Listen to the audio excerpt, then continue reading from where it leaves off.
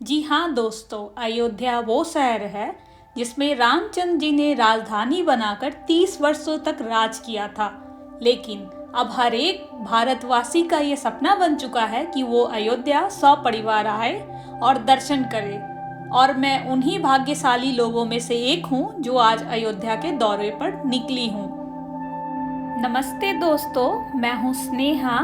आज मेरा अयोध्या दर्शन का पहला दिन है और आज हम अयोध्या के पौराणिक और ऐतिहासिक कुछ जगह के बारे में बताएंगे कि आप लोग जब भी अयोध्या आएं तो अपने साथ अयोध्या के कण कण को अपने साथ घर ले जाएं और अपने जीवन में राजा रामचंद्र जी के उदारता को अपनाएं। इस वीडियो के माध्यम से हमारी यही भावना है कि आपकी अयोध्या दर्शन सुलभ और सुखदायी बने, जिससे आप कम से कम समय में ज़्यादा जगह घूम पाएं। ऐसे तो अयोध्या में हर घर मंदिर है, लेकिन आप सभी पौराणिक मंदिर को घूमना पसंद करेंगे। जैसा कि आप सभी जानते हैं, अयोध्या जो है सरयू नदी के तट पर स्थित है। ऐसे तो अयोध्या में बहुत सारी घाट हैं, 14 प्रमुख घाट हैं, लेकिन 5 घाट विशेष तरह से प्रमुख है, जैसे कि राजघाट, जानकी घाट, लक्ष्मण घाट, सरयू घाट, गुप्तार घाट। जी हाँ दोस्तों, ये वही सरयू घाट है जो भगवान विष्णु के नेत्र से ये नदी प्रवाहित होती है। जब भी आप अयोध्या आए तो सरयू नदी जरूर आए और स्नान कर अपने सभी अज्ञान बस पापों को दूर करें और माता की उपासना करें। ऐसे तो अयोध्या में सारी घाट का अपनी अपनी मान्यताएं हैं। उसमें से एक घाट गुप्तार घाट है। जी हाँ दोस्तों, गुप्तार घाट वही घाट है जहाँ भगवान राम ने जल समाधि ली थी।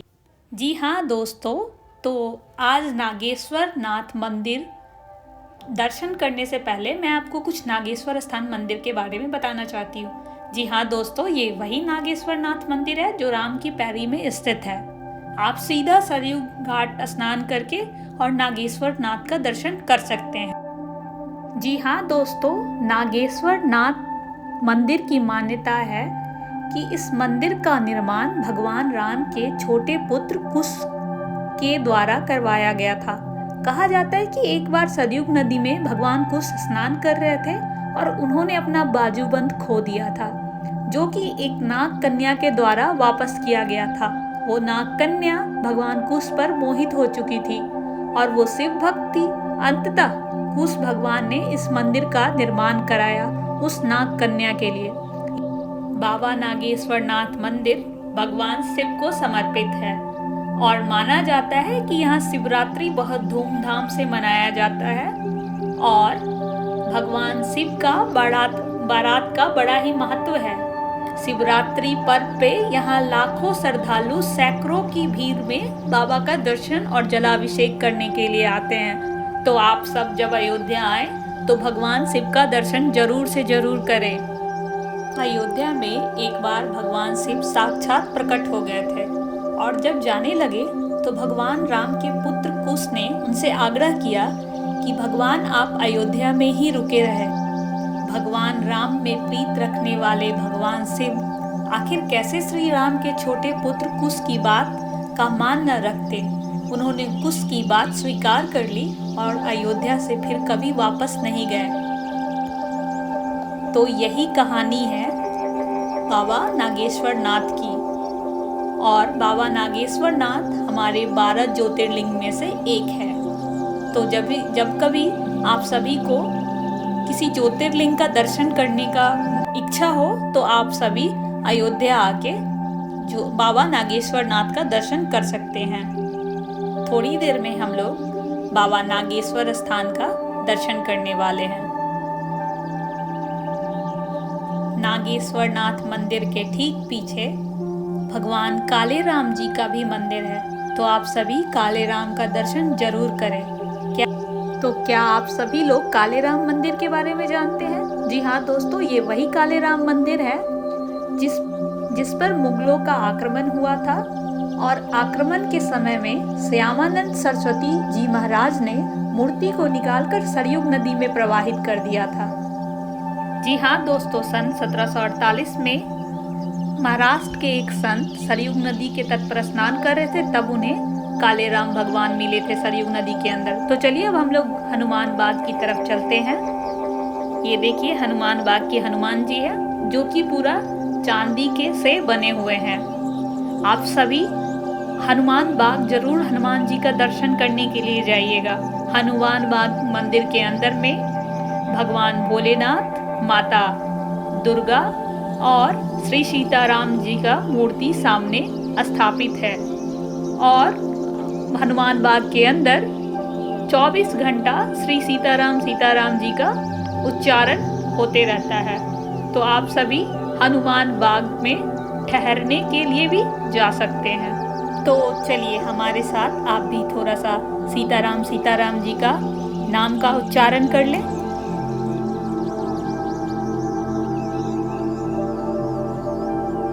तो आइए थोड़ा हम आपको हनुमान बाग के आंगन में ले चले और आपको दर्शन कराएं और सारे भगवान का। ये सामने श्री राम जानकी मंदिर है, जहाँ पे श्री सीताराम जी जानकी जी के साथ बैठे हुए हैं। तो चलिए सबसे पहले हम श्री राम जी का दर्शन करते हैं।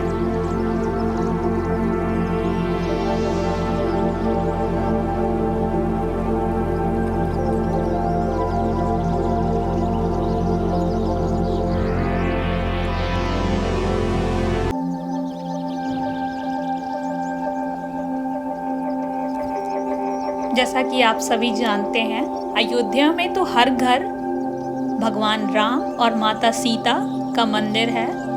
तो चलिए हम लोग कुछ कुछ मंदिर का दर्शन करते हुए आगे बढ़े। ये भगवान शेषनाग का मंदिर है। ये यहाँ के पुजारी जी हैं।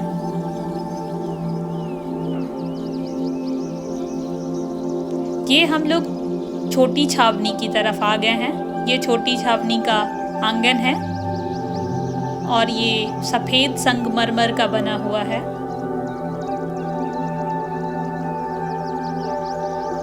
और मंदिर के दीवार में सारे भगवान का स्थापना किया हुआ है।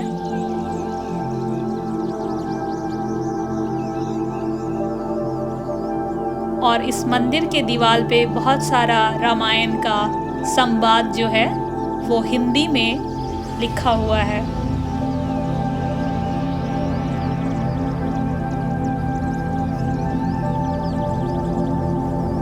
जैसा कि आप सभी देख रहे हैं, ये भक्त नामावली है। ये दूलन दास है, संत मूलक दास है। इन सभी ने अपना अपना चौपाई लिखा है। ये देखिए कुछ आकृतियां जो भगवान की, ये माता लक्ष्मी का बना हुआ है। श्री रामाष्टकम भी है। इस तरह का श्री राम अष्टभराज भी है। ये सब दीवार पे अंकित है। आप सभी चाहे तो जाके दर्शन कर सकते हैं। और अब मंदिर बंद होने का समय हो गया है, तो हम इस मंदिर से बाहर निकलते हैं।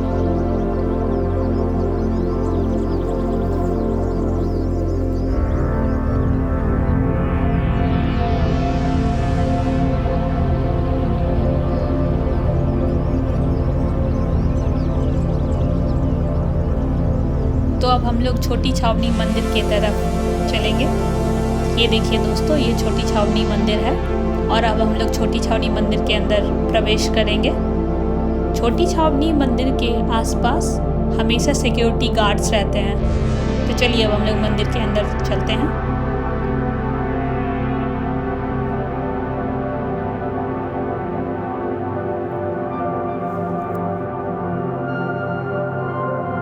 ये आप सभी देख रहे हैं छोटी छावनी मंदिर का प्रांगण है।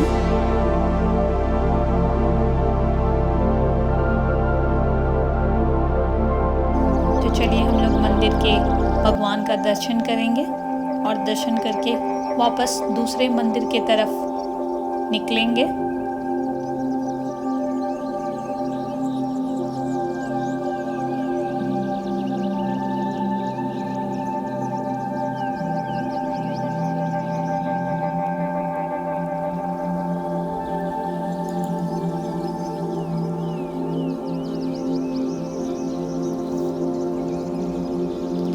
तो अब हम लोग वाल्मीकि भवन आ चुके हैं।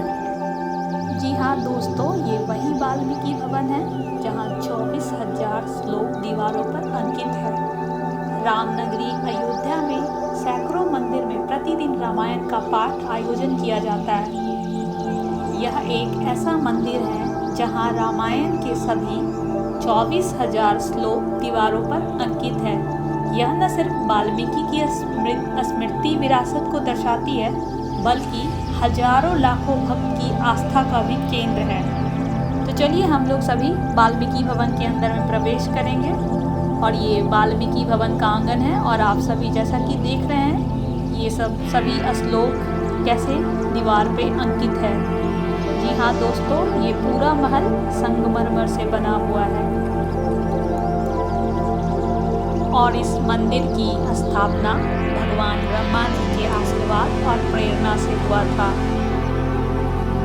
वाल्मीकि भवन के सभागृह में भगवान राम के पुत्र लव और कुश के साथ ऋषि वाल्मीकि जी की भी प्रतिमा है। मणिराम दास की छावनी के उत्तराधिकारी महंत कमल नयन दास जी बताते हैं, रामायण भवन के निर्माण की शुरुआत पूज्य गुरुदेव श्री राम जन्मभूमि तीर्थ के क्षेत्र ट्रस्ट के अध्यक्ष महंत नित्य गोपाल दास जी की प्रेरणा से सन 1965 में हुई थी। करीब 10 साल में यह भव्य इमारत तैयार हो गया था। वो बताते हैं कि गुरुदेव द्वारा रामनगरी स्थित कई स्थानों पर बड़ी संख्या में प्रकल्प स्थित किए गए हैं, लेकिन करीब 5 दशक से वाल्मीकि रामायण भवन नामी रामायण के साथ 24,000 श्लोक यहाँ अंकित है, जो भक्त श्रद्धालु को आकर्षित करते हैं। संगमरमर की दीवार पर रामायण के श्लोक को क्रमवार बहुत ही करीन से अंकित किया गया है। यहाँ रामायण के सभी कांडों का अंकन किया गया है। रामायण के श्लोक श्रद्धालुओं को आकर्षित करते हैं, तो संस्कृत के जानकर श्रद्धालु भक्त प्रत्येक श्लोक को पढ़ने के बाद इस मर्म को समझने की कोशिश करते हैं। मंदिर के साधु बताते हैं कि मेले में प्रतिदिन लाखों की संख्या में श्रद्धालु मंदिर का दर्शन करने आते हैं। और आप सभी देख रहे हैं कि दीवार पे कुछ आकृतियाँ बनी हुई हैं। तो चलिए हम लोग आपको श्लोक की तरफ ले चलते हैं। ये आप सभी देख रहे हैं, यही वो श्लोक है जो दीवार पे अंकित है। अब हम सब हनुमानगढ़ी मंदिर की तरफ चलेंगे। तो चलिए सबसे पहले हम आपको हनुमानगढ़ी के रहस्य के बारे में बताते हैं। कहते हैं कि यहाँ बजरंगबली के दर्शन किए बिना रामलला की पूजा अधूरी मानी जाती है। माना जाता है कि जब भगवान राम हनुमान जी सहित लंका में विजय करने के बाद अयोध्या आए थे, तब से हनुमान जी यहाँ एक गुफा में रहने लगे थे। मान्यता है कि ये वही जगह है जिसमें भगवान राम जी ने लंका से लौटने के बाद अपने प्रिय भक्त हनुमान को रहने के लिए ये मंदिर बनवाया था। हनुमानगढ़ी की स्थापना करीब 300 साल पहले हुआ था। उसके बाद उस मंदिर का कार्यभार अभय राम जी ने संभाला था।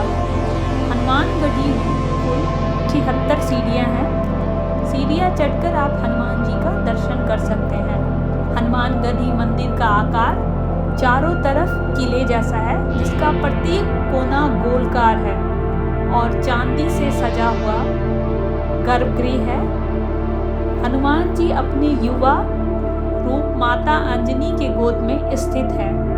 राम नाम अंकित तुलसी की माला हनुमान जी की शोभा को बढ़ा रही है। तो अब हम मंदिर के प्रांगण में पहुंच चुके हैं और हनुमानगढ़ी के हनुमान जी का दर्शन करेंगे। तो अब मैं हनुमानगढ़ी के गर्भगृह में प्रवेश करने वाली हूँ। तो हम लोग अब हनुमान जी का दर्शन करेंगे।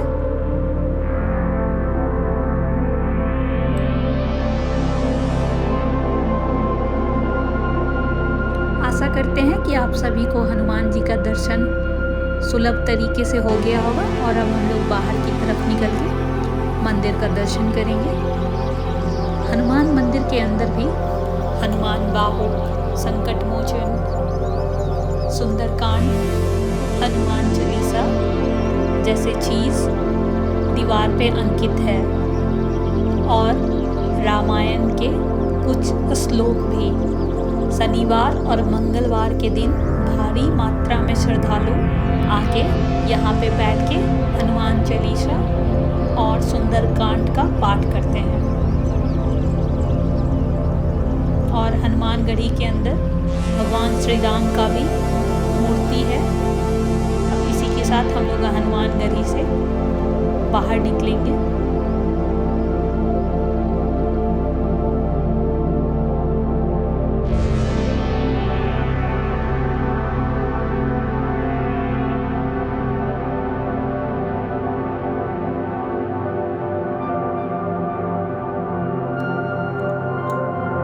आप सभी मंदिर के प्रांगण को अच्छे से दर्शन कर लीजिए ताकि जब आप अयोध्या आए तो आपको दर्शन करने में कोई भी कठिनाई का सामना नहीं करना पड़े।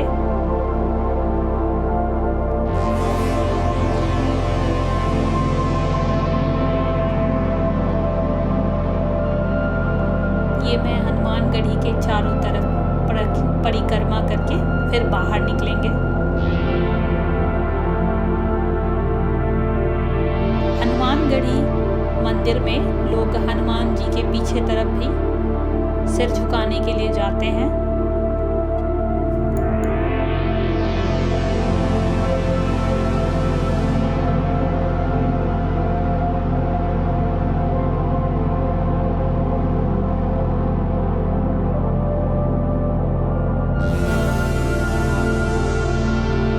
वैसे तो अयोध्या में बहुत सारी प्रमुख मंदिर है, लेकिन कुछ विशेष प्रमुख पुराण और ऐतिहासिक मंदिर है, जैसे कि राम जन्मभूमि, कनक भवन, हनुमानगढ़ी, नागेश्वरनाथ मंदिर।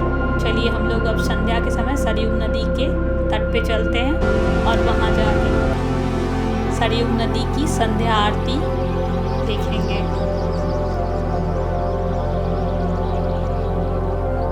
संध्या आरती का समय हो चुका है, आरती का तैयारी शुरू हो चुका है, तो चलिए हम लोग संध्या आरती का आनंद लें।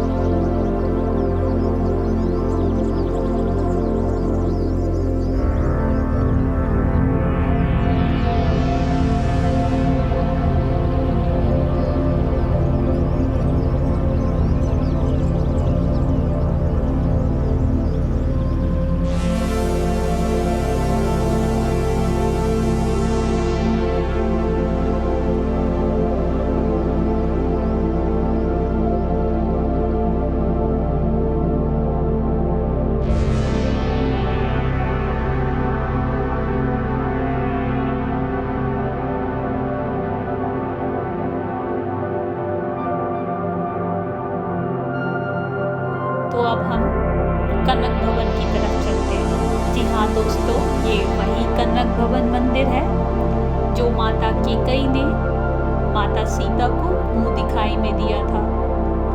तब के समय में ये मंदिर पूरे स्वर्ण का था, इसलिए इसका नाम कनक भवन पड़ा। सन 1891 में ओरछा की रानी ने इस मंदिर को बनवाया था। अयोध्या आने वाले श्रद्धालु हनुमानगढ़ी श्री राम जन्मभूमि के साथ कनक भवन में अवश्य जाते हैं। कथा है कि त्रेता युग में मिथिला में महाराज जनक की सभा में जब श्री राम ने भगवान शंकर के धनुष को भंग कर दिया था, तब जानकी जी उनके गले में जयमाला डाली थी। उस रात्रि प्रभु ये विचार करने लगे थे कि जनक नंदिनी वैदेही अब हमारी अयोध्या आएंगी, इसलिए उनके लिए वह अति सुंदर वन होना चाहिए। तो जिस क्षण भगवान के मन में यह कामना उठी, उसी क्षण अयोध्या की महारानी कैकेयी ने साकेत धाम वाला दिव्य कनक भवन दिखाई पड़ा। महारानी कैकेयी ने महाराज दशरथ से कनक भवन की प्रतिकीर्ति अयोध्या में बनाने की इच्छा व्यक्त की। भवन बनने के बाद माता कैकेयी ने माता सीता को मुंह दिखाई में दे दिया। और ये भी माना जाता है कि द्वापर में श्री कृष्ण अपनी पटरानी रुक्मणी सहित जब अयोध्या आए, तब तक कनक भवन टूट कर एक ऊंचा टीला बन चुका था। भगवान श्री कृष्ण ने उस टीले पर परम आनंद का अनुभव किया था। उसके बाद विक्रमादित्य ने आज से करीब 2000 साल पहले विक्रमादित्य ने इस मंदिर का पुनर्निर्माण करवाया था। तो ये रहा कनक भवन से जुड़ा हुआ रहस्य। तो चलिए अब हम लोग ठाकुर जी का दर्शन करेंगे। दर्शन करके राम जन्मभूमि की तरफ कल चलेंगे। ये कनक भवन का प्रांगण है, आप सभी जैसा कि दर्शन कर रहे हैं। कोई अगर हमसे पूछे कि शांति कहाँ है, तो हम कहेंगे कि कनक भवन चलो।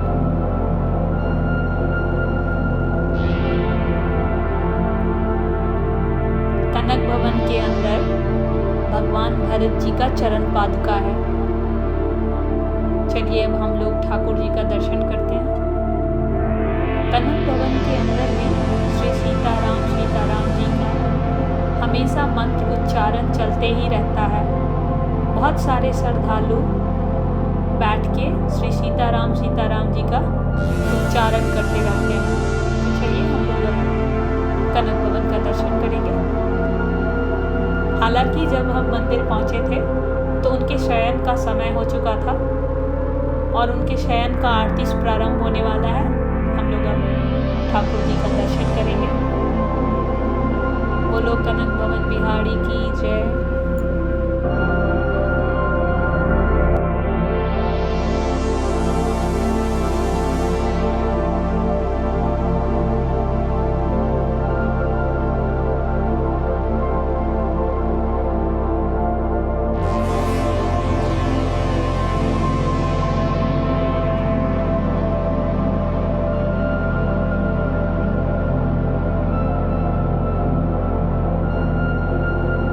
ये नया लता मंगेशकर चौक बना है जो नया घाट के पास है।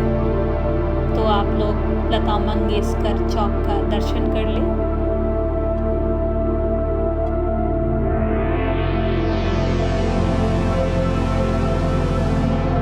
ये आप सबको मेरा ये वीडियो बहुत पसंद आया होगा। वीडियो पसंद आए तो लाइक शेयर और सब्सक्राइब जरूर कीजिएगा। आप सभी को मेरा धन्यवाद।